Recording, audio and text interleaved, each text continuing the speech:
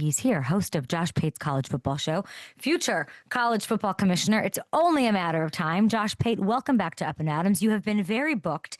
You were all over my algorithm. Your college madness has infiltrated my NFL world, and I love it. You were on the field calling the altcast of the SEC Championship. Congrats on that. You had your first show with a live audience. Congrats on that. Yeah, I want to start with the college football playoff. Can we look at the bracket here? It's set. I need to know what the first round matchup that you're most looking forward to is. It's a tie. No, it's not a tie. That's a cop-out. So the one I'm most looking forward to would be Miami at Texas A&M, because I feel like in the Sunday world, like the NFL viewership would be focused on this game because there are a lot of future Sunday guys on both sides of ball for both teams, to where someone with a lot of future Sunday guys is going to get eliminated in the first round. Really, really good defensive front guys, really good coaching staffs.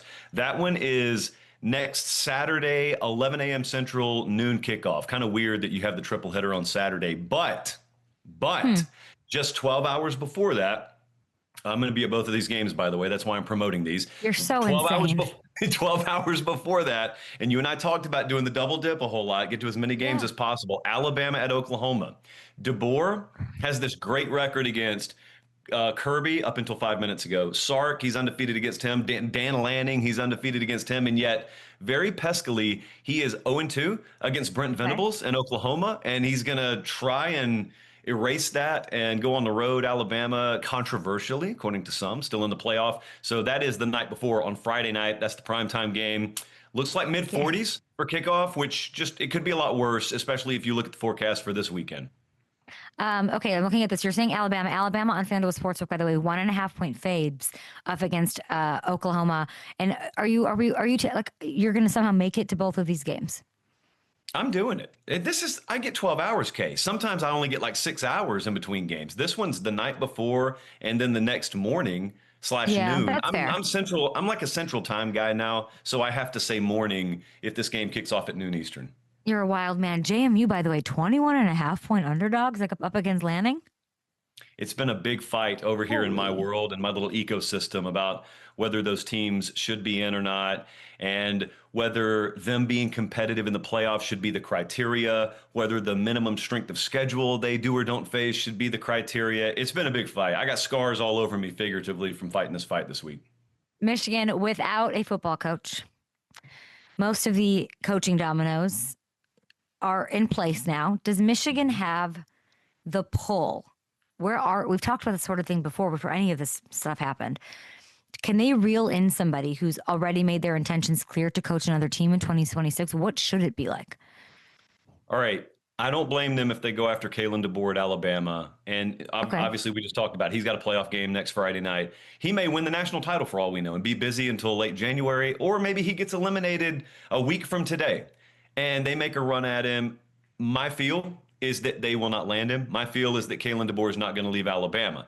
So if I'm right about that, where do they go next? This does not have to be difficult. There is a guy at Arizona State named Kenny Dillingham who has done less with more with that roster, who has been great at developing quarterbacks, who is the proper combination of like really, really fresh, new world, progressive thoughts in football, but also really, really intense. I've kind of been around Kenny a little bit. I've seen him behind the scenes. I've watched him when he coached under Lanning at Oregon, and he fits very, very seamlessly into that kind of culture.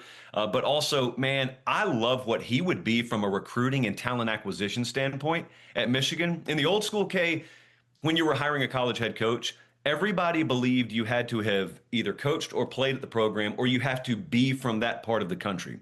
That is such a bygone philosophy, doubly especially when you have a personality that puts a culture and a staff together as magnetic as Kenny's would be. But the important part, same thing I would have told you about Matt Campbell going from Iowa State to Penn State. These guys, the Matt Campbells and Kenny Dillinghams of the world, have had to bubblegum and paperclip their way to wins from a resource standpoint. They just don't have the money to match the big boys. You drop them in environments like Penn State and perhaps Michigan, where they do have the resources, they don't forget how to evaluate and develop.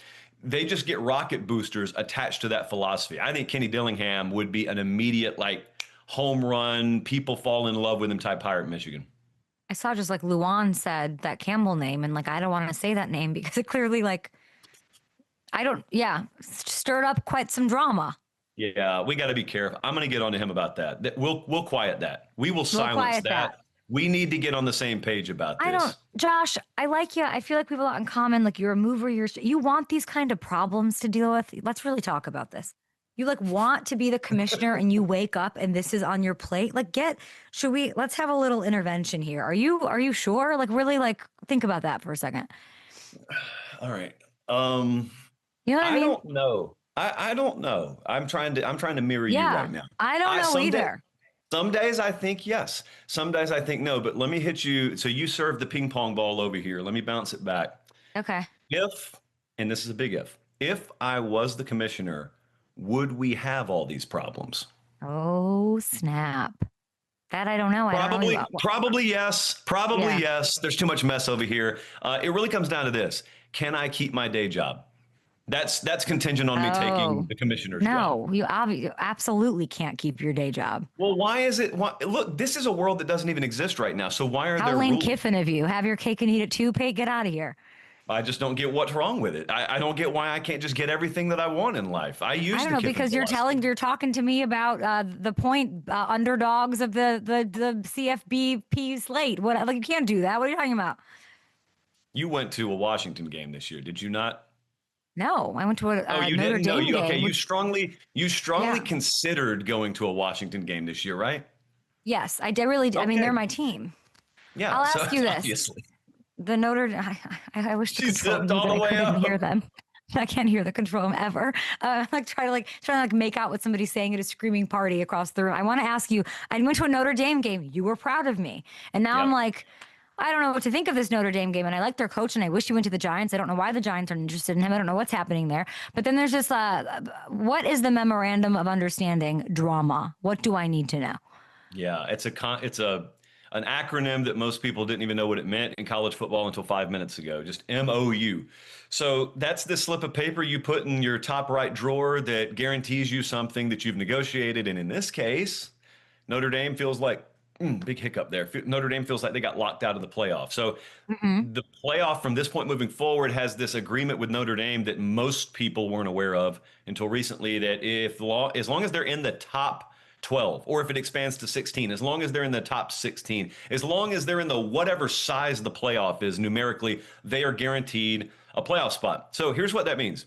If the rankings were to have gone like they just did, even though the committee flipped Miami and Notre Dame at the 11th hour, as long as Notre Dame's in the top 12, they get a spot. So, like, Miami would be ranked ahead of Notre Dame, but Notre Dame would still get the spot. And again, if it sounds confusing, ladies and gentlemen, it's because it is. These are the sorts of things that I would love to take a blowtorch to, but I can't because I haven't been elected yet. So that's where we are.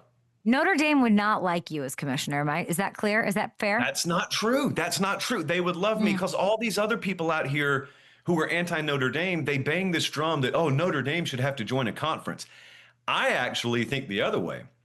I got a ton of respect for Notre Dame maintaining their independence. I Okay. think, truth be told, most of these other programs would love to pull off what Notre Dame has pulled off if they could, but they can't. So I don't get mad at Fair. that. I actually have a very soft spot in my heart for Notre Dame. I just think that you got to use the same scale with everyone. And if you get a lot of benefit from being an independent, there's got to be some downside. There's got to be some risk. And their risk this year was if they were in the ACC, they would have gone to a conference championship game. They would have been locked into the playoff, I believe. So they actually paid a Yeah. price for not being in a conference. So Pete Bavacqua is pro Josh Pate as commissioner, which I'd love to see. I'm just trying to build your resume here. Very quick, we only have a minute left. Thank you for joining me. I know you're so busy. I really, truly appreciate it. Thanks for partnering with FanDuel until you dump us to be the commissioner. That'll be fun. The Heisman Trophy ceremony is tomorrow here in New Yeah. York. We've got this Mendoza like character, and he's a heavy favorite to win the award. Quickly give me why he is so impressive and should be on stage tomorrow night. All right. I think the way you described him is how he is to most of college football. This Mendoza character, like he just dropped Yeah. off a FedEx package at your door. It's like, here's what he is. He's a really good player. He came at the right time at Indiana. His odds just surged in the Big Ten championship game. I love Fernando Mendoza. My vote would have been Diego Pavia. Now, Kay, they don't trust me with a Heisman vote. I don't meet the minimum baseline threshold to have a Heisman Oh. vote. But if I had one, it would be Diego Pavia. But I strongly think Fernando Mendoza brings it home. You're the absolute best. And thank you for your time. Thanks for clearing things up and making me smarter. I want everybody to watch the Josh Pate Football Show on YouTube. Thanks, Josh. Thank you.